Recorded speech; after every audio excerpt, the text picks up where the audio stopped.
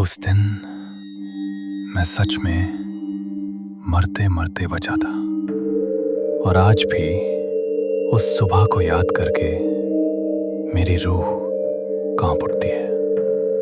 हमारे गांव में एक अजीब सी बात हमेशा कही जाती थी, भोर में बाहर मत देखना। मैं हंस देता था, मुझे लगता था ये सब बस डराने की बातें हैं। लेकिन उस सुबह मुझे समझ आ गया कि कुछ डर सच होते हैं। करीब 4 बजे थे। अचानक मेरी आंख खुल रही। कमरे में अजीब सी ठंड थी, जैसे कोई मेरे बिल्कुल पास खड़ा हो। मैंने चारों तरफ देखा, कोई नहीं था। और तभी बाहर से टक टक कदमों की आवाज धीरे धीरे मेरे दरवाजे के पास आकर रुक गई। मेरा दिल बहुत तेज धड़क रहा था। मैं खुद को रोकना चाहता था पर रोक नहीं पाया।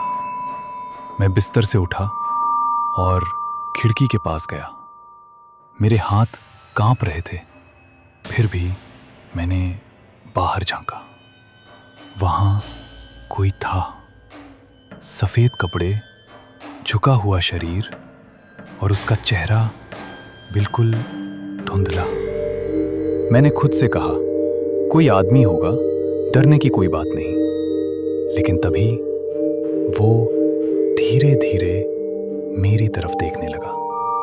उसकी चाल इंसानों जैसी नहीं थी, जैसे उसका शरीर टूट रहा हो। और फिर उसकी गर्दन पूरा पीछे घूम गई।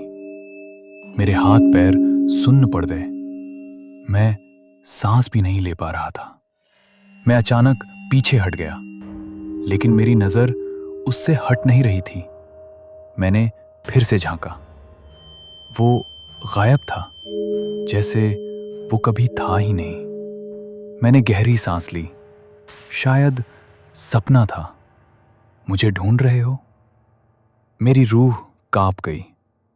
मैं धीरे धीरे पीछे मुड़ा और वो मेरे ठीक पीछे खड़ा था, इतना पास कि उसकी ठंडी सांस मेरे चेहरे को छू रही थी। उसकी आंखें पूरी काली, जैसे अंदर कुछ भी नहीं। वो धीरे धीरे मुस्कुराया। भोर में बाहर देखना सबसे बड़ी गलती है। मैं चिल्लाना चाहता था, लेकिन आवाज ही नहीं निकल रही थी। वो मेरे और करीब आने लगा और अचानक सब कुछ अंधेरा। जब मेरी आंख खुली, मैं अपने बिस्तर पर था। कमरा बिल्कुल नॉर्मल था। मैंने खुद से कहा, बस एक सपना। लेकिन दिल मान नहीं रहा था।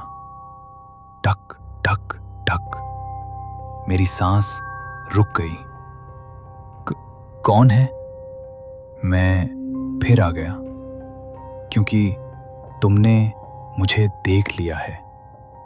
अब हर भोर मैं सो नहीं पाता, क्योंकि मुझे पता है अगली बार वो तुम्हारे पीछे खड़ा होगा। और हाँ दोस्तों, मैं एक पुराने फोन में स्टोरी बनाता हूँ। जो भी गलती हो माफ कर देना। हाँ, और अपने भाई को सपोर्ट जरूर करना। मिलते हैं एक और दिल दहला देने वाली कहानी में। आप लोग ख्याल रखना अपना।